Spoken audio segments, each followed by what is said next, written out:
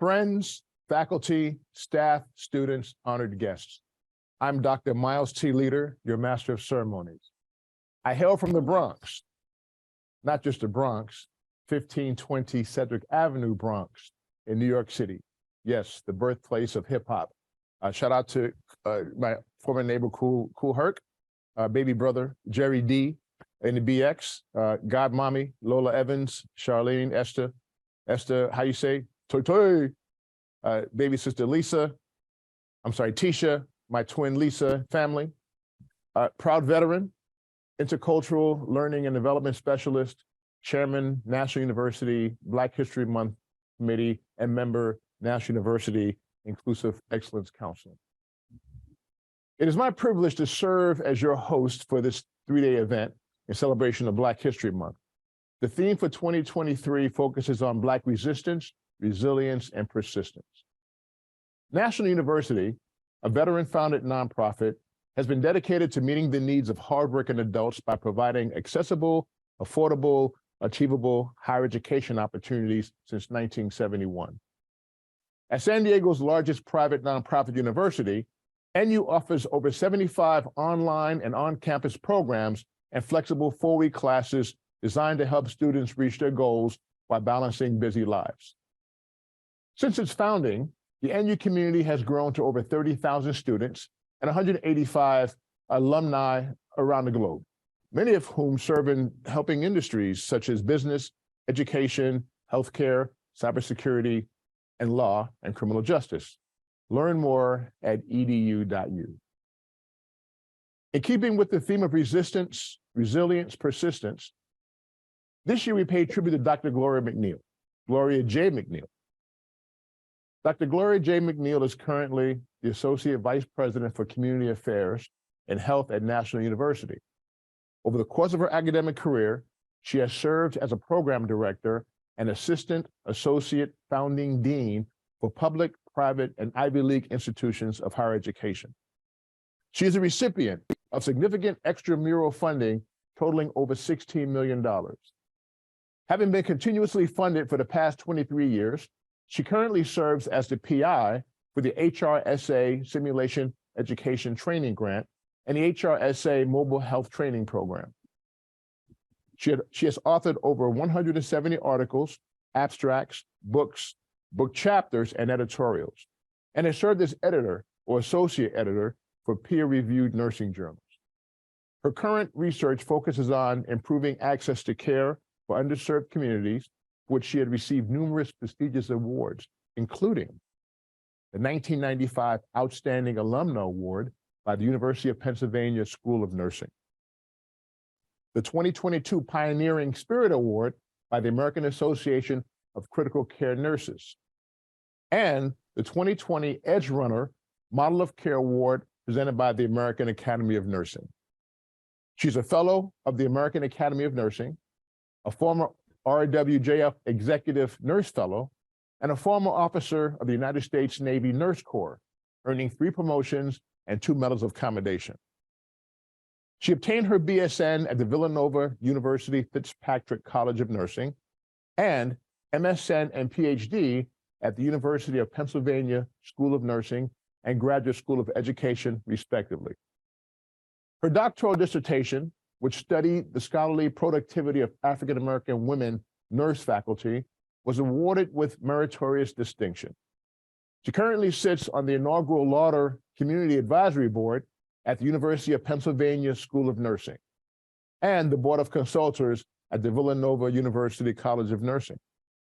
It is my honor and privilege to introduce to you Dr. Gloria J. McNeil. Dr. McNeil, thank you so much for taking time out of your busy schedule for this interview.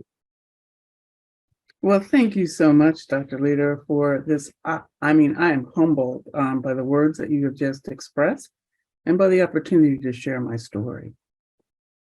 The honor is ours. We've come a long way, and from the very beginning, you've been a supporter of what we've been doing. And we want to take the time to devote to you with during this Black History Month week. With your permission, I'd like to discuss your life's journey, if we may. Basically, where you grew up, what life was like as a child, teenager, your adulthood, through your academic journey, your time in the Navy, Nurse Corps, the awards you've earned, books you've written, your resilience and persistence in spite of the obstacles you faced, in spite of them. What you do now as Associate Vice President of Community and Health and Wisdom, we want everything. We want everything as much as possible to know about you and your life. So let's start with your background. Please share with the viewers where you were born, brothers, sisters. How was your life as a child or a teenager, et cetera? Yeah, well, thank you so much, Dr. Leader. So, like you from the Bronx, I am from Philadelphia, Pennsylvania, specifically North Philadelphia, in zip code 19122, which is one of the worst zip codes in the United States of America.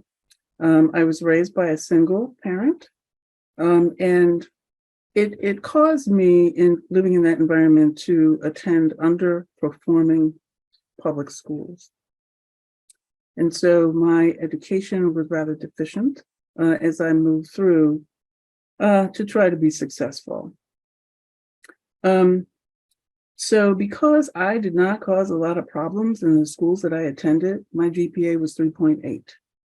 That allowed me to be admitted to the public elitist Philadelphia High School for Girls, which at that time was one of 100 such schools in the country, designed to prepare you for college.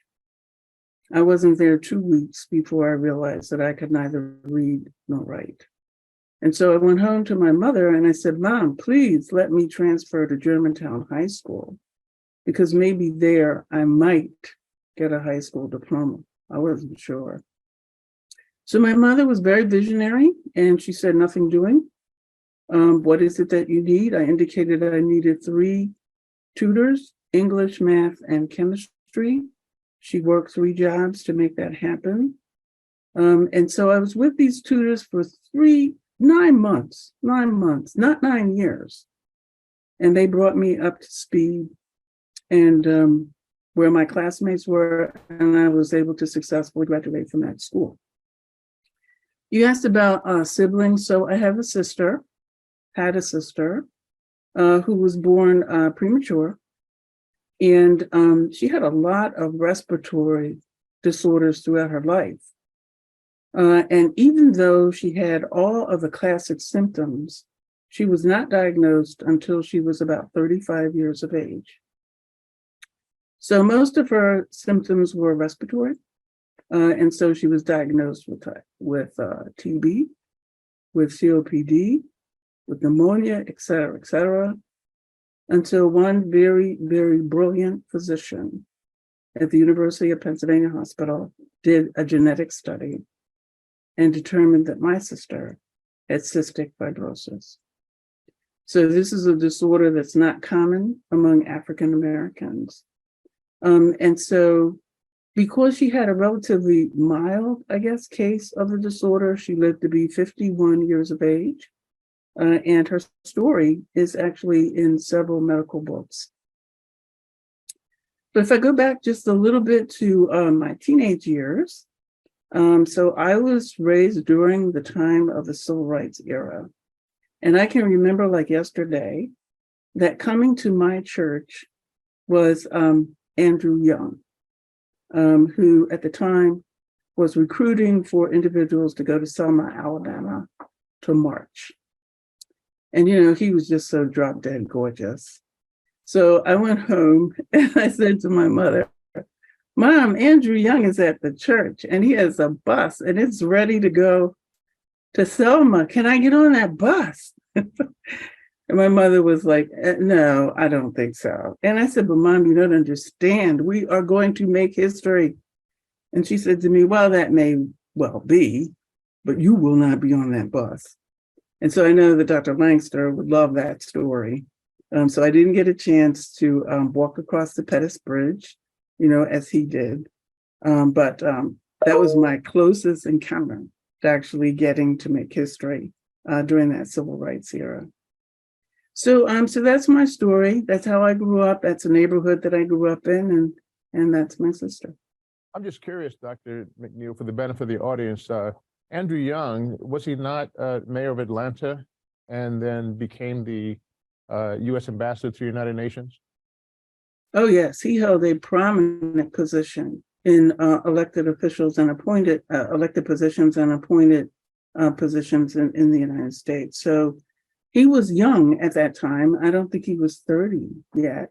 And so we all knew about him. I mean, he had made quite a national splash, but his illustrious career went on to achieve many, many things. I'm just curious also, if I may ask, because this is something that happens in a lot of African-American families in particular. Certainly in my household of 9 children, my mother was strict. She was someone who didn't play, so to speak. She, ruled, and you had to do what had to be done. And she helped me focus on doing what was necessary. I probably wouldn't have my doctorate degree without her. How strict was your mom? Was she a single parent, both parents in the household, or how did that work in the family? No, my mother was a teenager when she had me, and she was a single parent. She was married at the time, but that marriage dissolved early. So I don't know. She had a vision. My mother had a vision, and she wanted her children to graduate from established institutions and earn an education. And so she was no nonsense. You had to kowtow to her, and I owe everything that I am today to her. Interesting. Speaking of your mother wanting you to have a good education, let's discuss your academic journey, if we may. Can you tell us where did you obtain your BSN, MSN, PhD? Tell us about your academic journey and tell us how challenging it was. Mm-hmm.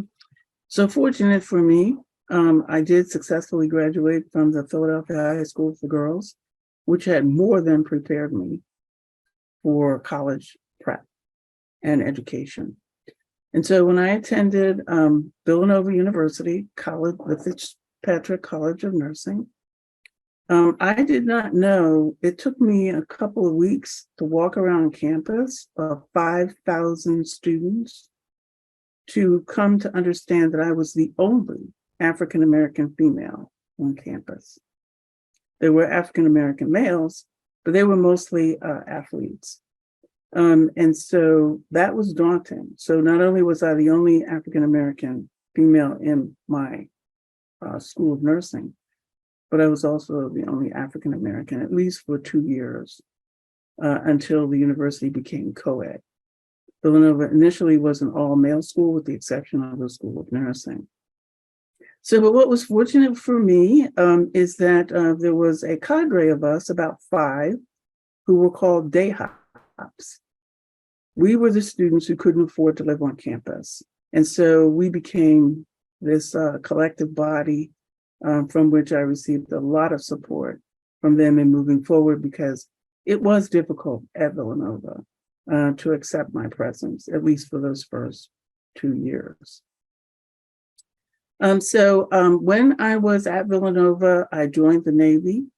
And I do tell the story that I joined the Navy to see the world. And so the military commissioned me an officer in my senior year. And just before graduation, you get a chance to pick your duty station. And so I picked, and you get 3 choices. So I picked San Diego, San Diego, San Diego. I wanted out of Philadelphia, right? Born and raised in Philadelphia, the Navy stationed me at Philadelphia Naval Hospital. So in the military, I did not get a chance to see the world. However, I did receive an excellent experience as a nurse leader in preparation for that. So there was a few months where I spent at Bethesda Naval Hospital being trained to be a critical care nurse. Once I left the military, I went back to get a master's degree, this time at the University of Pennsylvania School of Nursing. And that was also rather challenging, but I had faculty there who knew what the Philadelphia High School for Girls was all about, and they became my champions. And so I successfully graduated from that program. And as you see, they've honored me many, many times. And went back after a few years to get a PhD, this time in higher education administration. because I had figured out by that time that I wanted to be an administrator. So that got me to the Graduate School of Education that time. That's my academic journey.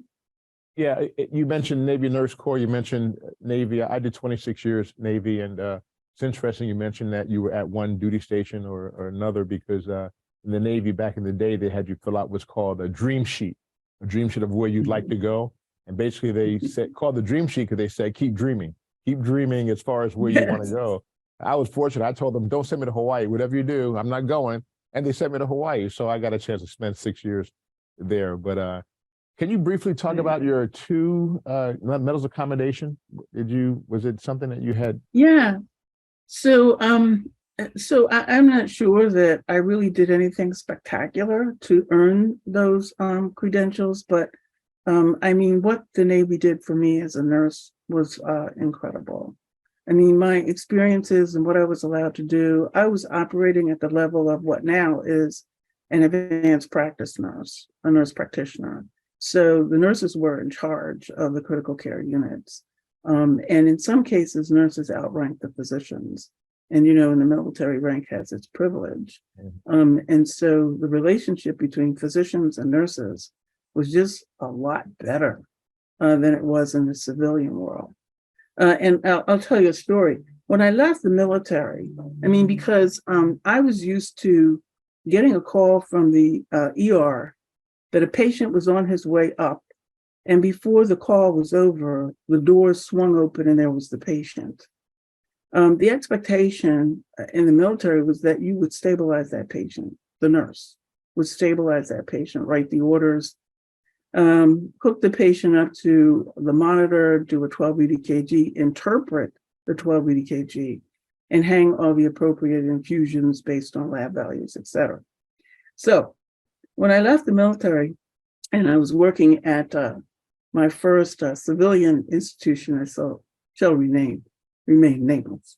I'm sitting at the console, and I noticed something different about my patient, but it was very subtle. So I noticed that she had developed unequal pupils. And so, as I would have done in the military, I went back to the nurse's station, pulled out a consult sheet, and wrote up a neurology consult for this patient. And then, as I would do in the military, I called the operator and asked who was the neurologist on call. She gave me that person's number. I called that person, and it was like 2:00 in the morning. He answered, and I gave him the story of this patient. And he said, "Oh, and you want me to come see that patient?" I said, "Absolutely." He said, "Okay, and what is your name?" And I said, "Well, I'm Gloria McNeil." And he said, and who are you?" And I said, "Well, I'm the nurse, Karen." The nurse, right? And he said, "Now, if you want me to come see that patient, you get the intern or the resident to call me." He slams down the phone. Wow. So since I had never seen this kind of behavior before, I turned to my colleague and I said, "This guy is having such a bad day. Guess what just happened?" And as I relayed the story and saw her face drop, I was like, "What? Did I do something wrong? Is this not?" And she said, "Oh, yes." So I said to her, "Okay, could you just tell me what nurses do, because I'm getting in a lot of trouble here." And so she explained to me what my role would be in the civilian world, and I was immensely disappointed, because that is not the way I had been trained. So that's my story from the military. Well, you know, your achievements there is noteworthy.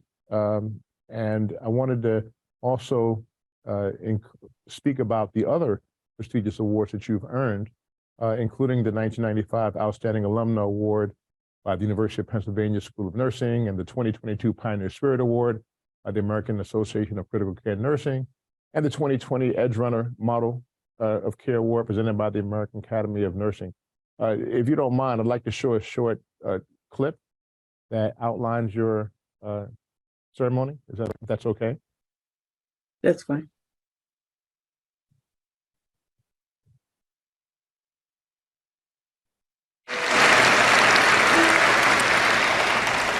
Dr. Gloria McNeil, you are a creator of innovative models for person-centered care who's also an accomplished academic leader. When you were Dean of Health and Human Services at National University in Los Angeles, you worked with community-based groups to set up nurse-managed clinics right where people lived. The clinics creatively used telehealth technology to improve access to care in underserved urban communities. Now, you're Associate Vice President for Community Affairs in Health, where you provide vision and dynamic leadership so the university can engage with local communities in meaningful ways. It's extraordinary that your nurse-led projects over more than 22 years have received more than $12 million in external funding. AACN showcased your work in a critical care nurse cover article, and in 2020, the American Academy of Nursing honored you with the Edge Runner Model of Care Award. Somehow, among all of these accomplishments, you made time to author more than 170 book chapters, articles, editorials, and abstracts. This included a landmark book, The AACN Guide to Acute Care Procedures in the Home, and you wrote it when bringing acute care into people's homes was a pretty new idea. Gloria, for your extraordinary vision and commitment to community-based nurse-led care and nursing education, AACN proudly honors you with the Pioneering Spirit Award. Congratulations.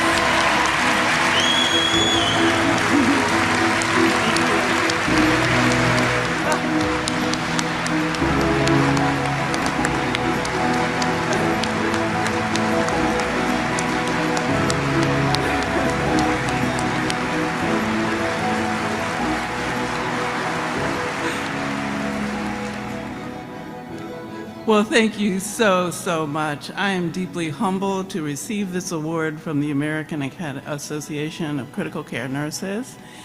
And I want to give a shout out to Southeastern Pennsylvania chapter of AACN, from where I began my journey with AACN.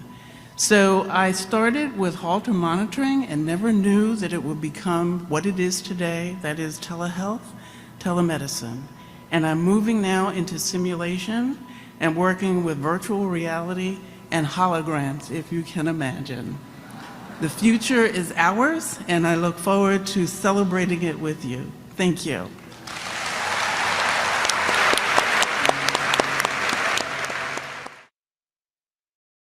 Dr. McNeil, we're so proud of you. You're a jewel. You're a jewel, you're a gem. Thank you, Dr. Leader. So one of the things I want to say to aspiring nurses and health professionals is the reason the American Association of Critical Care Nurses recognized me is because I learned early on to be involved with these organizations at the beginning level. So even in Southeastern Pennsylvania chapter, which is where I started, I chaired committees and held elected and appointed positions in that organization and rose up from there. And I got the understanding that this is what I had to do when, with my first academic appointment at Penn, the new dean of the school asked us to all come into her office. She would make appointments for us to discuss our objectives for the upcoming year. And so, I proudly walked into her office. I had a sheet of paper, I had a list of things I intended to do. She took a look at that list, and she ripped it up and she threw it in the trash. And she took out another piece of paper and she said, these are going to be your objectives for next year. You will become nationally recognized. You will publish your master's thesis. You will write grants and you will finish your doctorate. I was shocked. Now, this woman was an amazingly accomplished individual. And I looked at her and I said, well, how do you become nationally recognized? She said, well, you're in critical care.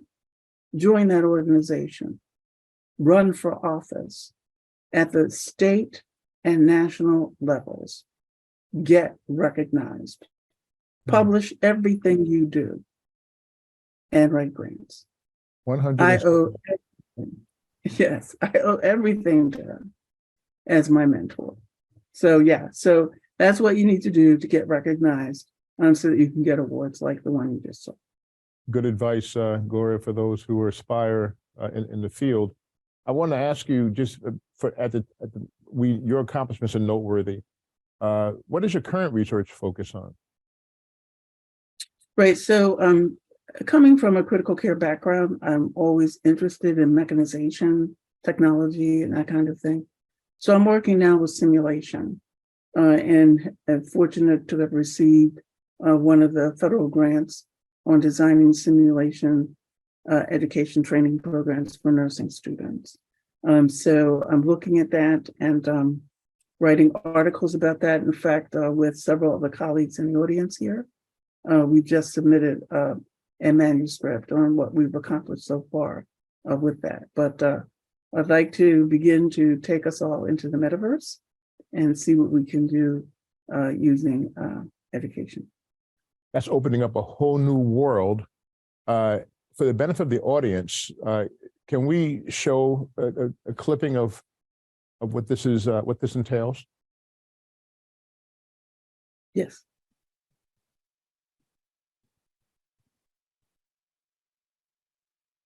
With healthcare workers in high demand, National University now teaching nurses using virtual reality. It's one of just a handful of schools nationwide to offer this program. Fox 5's Chris Beal is live in Chula Vista with a look at this new way of learning, especially in the COVID era. Chris. Yeah, good afternoon, Maria. This all shows that schools are really trying to adapt to this current environment. Students are encouraged to learn online, of course, but also get that hands-on experience, and that's where this simulated environment comes into play.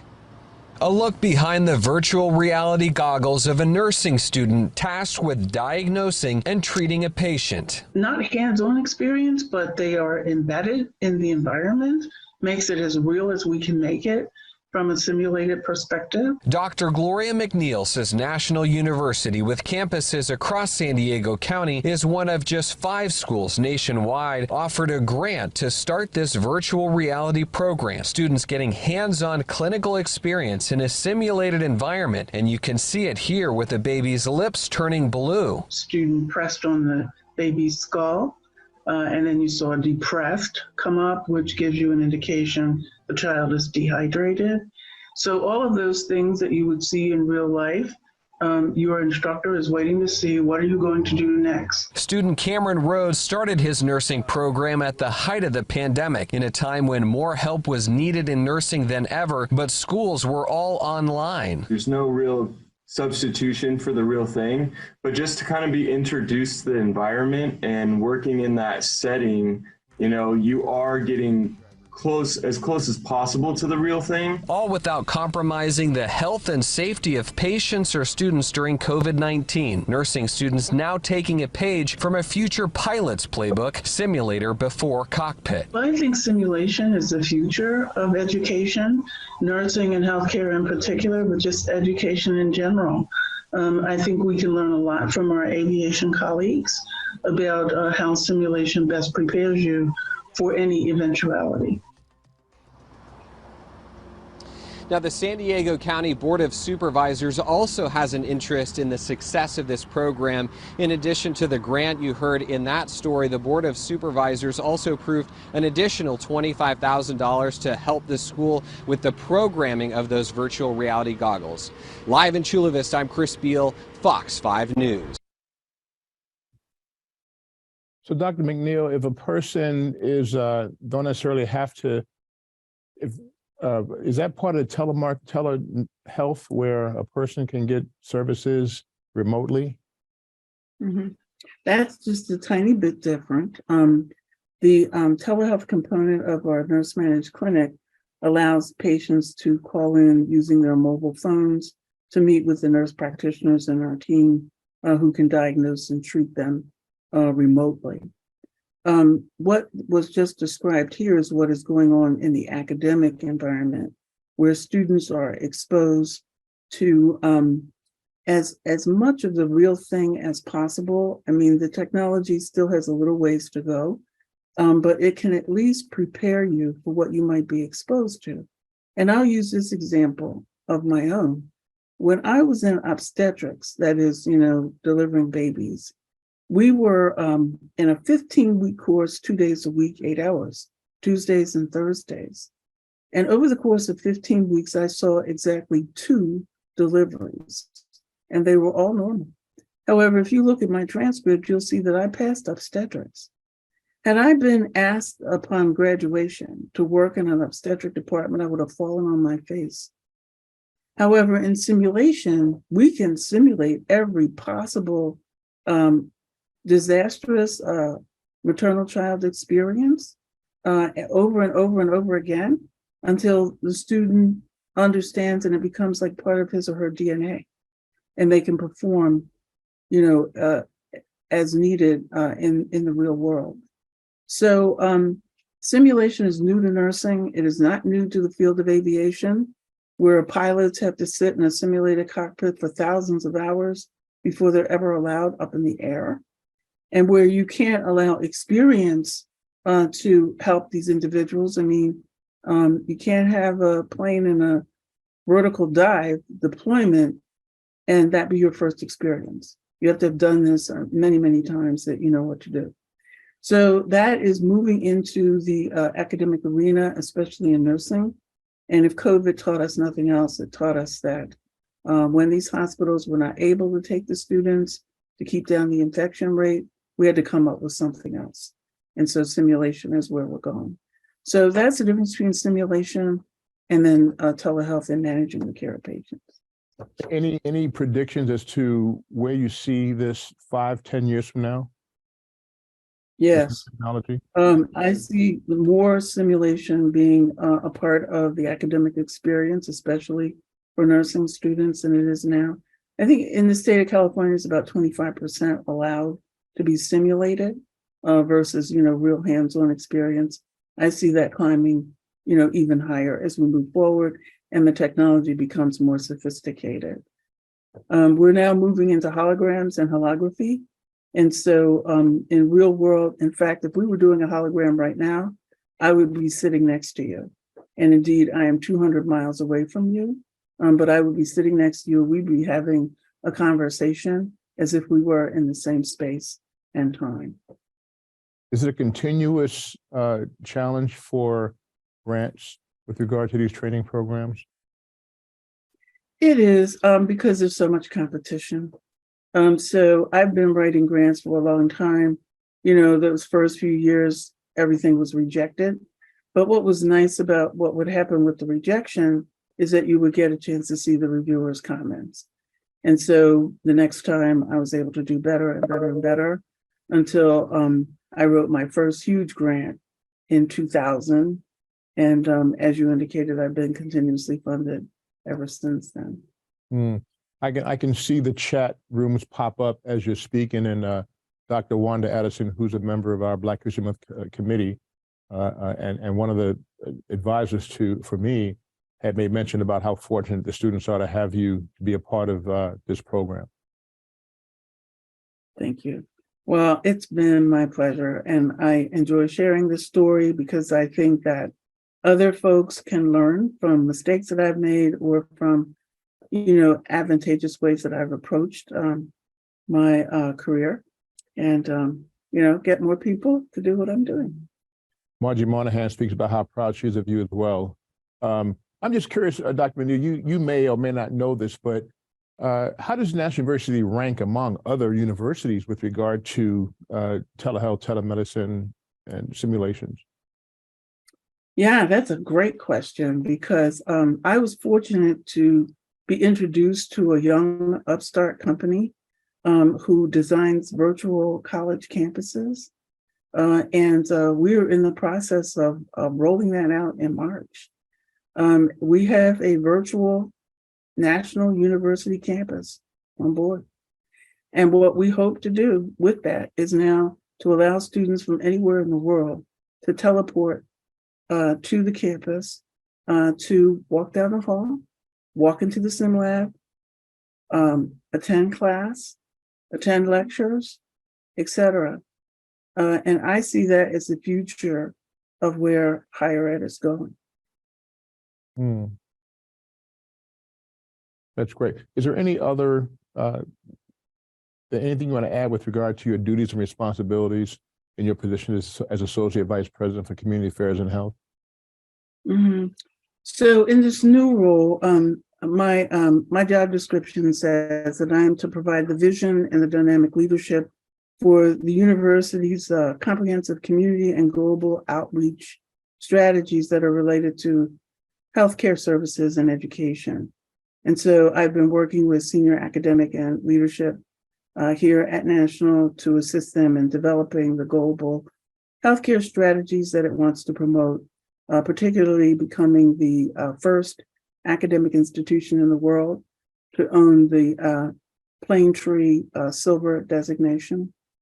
I'm also supposed to be securing grants and grant funding. So of the $16 million that I have acquired over the course of my career, $8 million of those dollars were earned here at National University. I'm to represent the university to external constituents at the national and international levels, oversee our federally funded nurse managed clinic, provide primary care services to the underserved. We started out in LA, and with our newer grant, we're now expanding into San Diego. And then lastly, I'm to leverage knowledge of local, state, and federal legislative and executive processes. Dr. Starler Dulene, who is the director of the Intercultural Learning Center, speaks about how valued you are as an innovator and leader. And I see this on the chats. I wanted to, Patricia Candler, to everyone, hearts. So I wanted to have let you know, audience is also interacting and providing comments, and I wanted to be shared by everyone. Dr. McNeil, can you please tell us, you've accomplished so much in your life and you've contributed so much to in your field.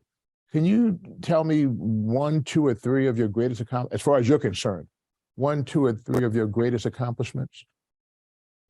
Yeah, that's kind of hard. And I see Margie. I want to give a shout out to Margie Monahan. So she was one of my support systems at Villanova when I was there. And so glad that she was able to make it. So I don't know. I don't know what I can say is my greatest. I mean, I am really humbled, honestly, to have all of this recognition from these prestigious organizations. But I will say that for 25 years, I've been designing nurse managed clinics. So I think that's pretty high up there. Simulation and moving into the metaverse, I would say, is 3. And then earning a doctoral degree from an Ivy League university that was awarded with meritorious distinction, I think is probably among my highest. And of course, my mother was just over the moon about that. It's important we know the accomplishments. One of the things that's important for us to know about you is you as a distinguished faculty. And I'm sure in light of what we're talking about in Black History Month, the theme being resistance, resilience, and persistence. Can you tell us 1 or 2 factors or a few factors you can attribute? Because you've been through that road, you've been through that journey, you went through that road, and during the course of that, I'm sure there were accomplishments you made not only because of, but in spite of obstacles in your way. What factors do you attribute to your ability to have that inner strength to maintain that resilience, persistence, and achieving your goals? I think I have to owe it all to my mother because she faced so much adversity, but she never let it stop her. I mean, I was watching, the strategies that she was using to achieve, what she was trying to accomplish. And what I noted about her is that she would align herself with politically influential people. And in that manner, she was able to run interference and to get what she wanted done. If I go back to when I was in junior high school and thinking about the Philadelphia High School for Girls, there was a counselor there at my junior high who wasn't really all that interested in promoting me or helping me get there. My mother would call this gentleman every day, and she would even go down to the school and speak with him about how far along was the application to the Philadelphia High School for Girls, and so on and so on. And she browbeat this person until he had to cry uncle, and submit that work. And then when I got to Villanova, I mean, just to give you an example of how little I knew about college, we were able to scrap together the $695 for that first semester tuition. And I just thought that that was it for the year. When we got a bill in November for another $695, I was floored for the upcoming semester. Well, we did not have that. And so my mother jumped on the phone and called the comptroller of the university and said, and this was not done at that time, and said, we can pay in installments. And the gentleman tried to explain to my mother that, they didn't have that option at Villanova. And so she would not take no for an answer. And she made him, I don't know what she said, but she made him agree that we would give 4 equal installments to cover the cost of the tuition for the second semester. Dr. McNeil, I watched how he did it. Mm-hmm. if you don't mind, Dr. McNeil, for the sake of time, I want to make sure that we show this podcast because I find that to be quite rewarding and quite interesting. So for the benefit of the audience, maybe show the podcast.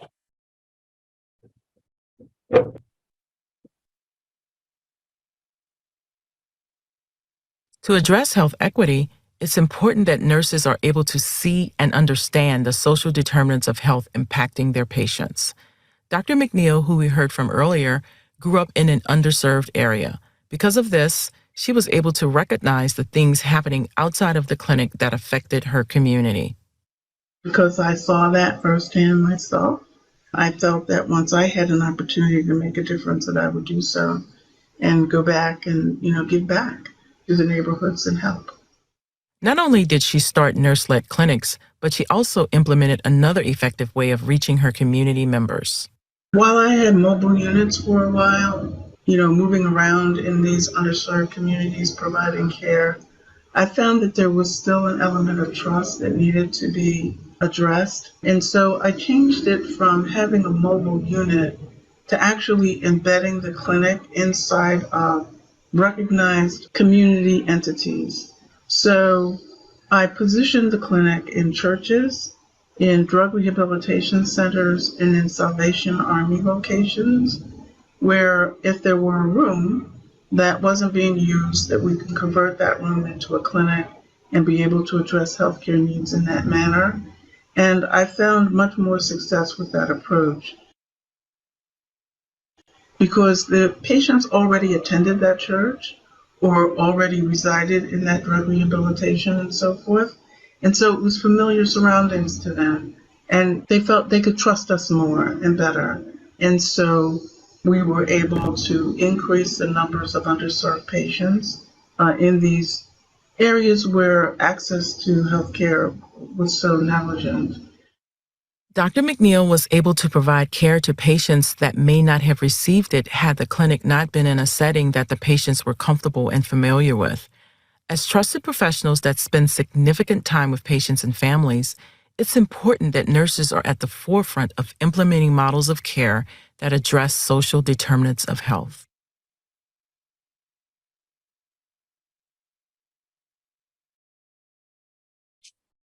So I want to say that podcast was sponsored by the Institute of Medicine.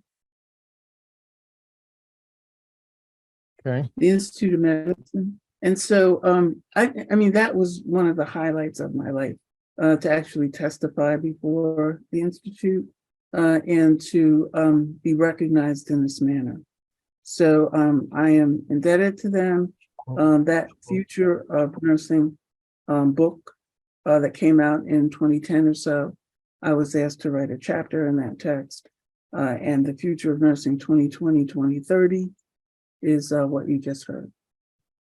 I want to say a few of the comments that come from the chat room because I want everyone to know. Peggy Ranke saying hi to you, Dr. McNeil. Looking forward to your presentation, which we're involved in now. And we can scroll down a few other comments I want to mention in particular. Diane Graham is speaking, saying hello.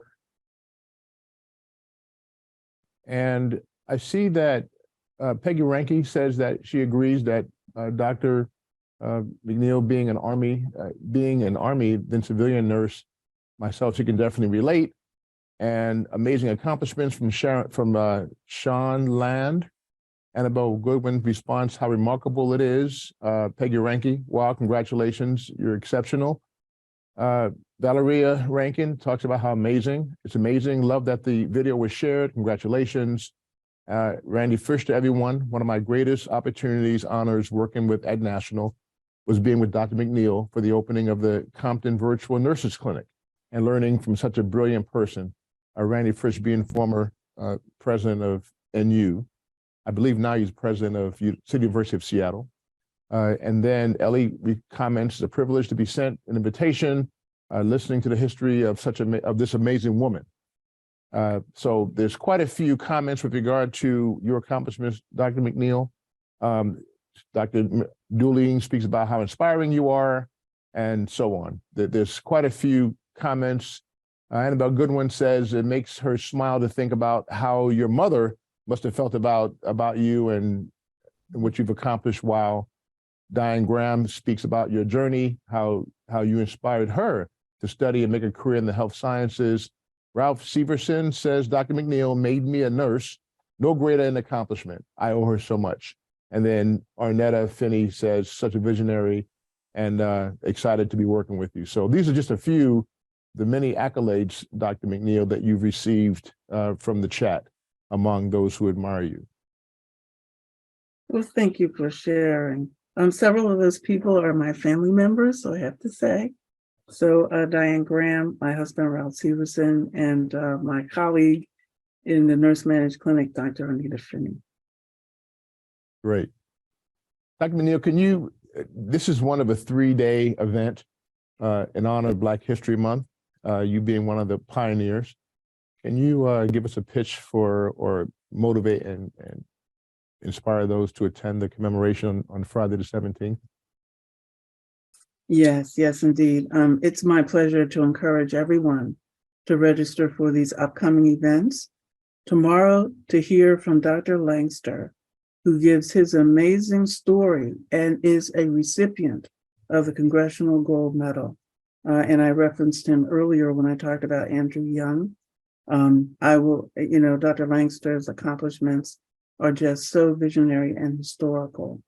And then on Friday, for the larger culminating event, the speakers will be Dr. Milliron, Dr. Cicero, Dr. Stewart, Dr. Daniels, Dr. Sanders, Dr. Crosby Cooper, Ms. Cynthia Gilliam and Kids for Peace, and Professor Houle. So thank you so much for this opportunity to share my story, and I hope to see you at the upcoming events. Thank you, Dr. Leader. Thank you, Dr. McNeil. As Dr. McNeil had said, please join us tomorrow at 1:00 p.m. Pacific Standard Time as we continue in celebrating Black History Month, where we'll interview Dr. Saul E. Langster II. He is a civil rights icon and in the struggle for social equity and justice. Dr. Gloria McNeil, her journey, like our journey, like you and me, we are Black history. All the work that was done is part of National University's continuing commitment to not only acknowledge, but to embrace and celebrate culture. How do we do? Do we fall short? Do we meet or exceed expectations? Please help us by participating in a short survey. Your feedback can only help us in our efforts to make future cultural events even greater. In collaboration with the Office of Social Justice, Equity, Diversity, and Inclusion, and on behalf of the Intercultural Learning Center, I'm Dr. Miles T. Leader. Thank you. Stay blessed.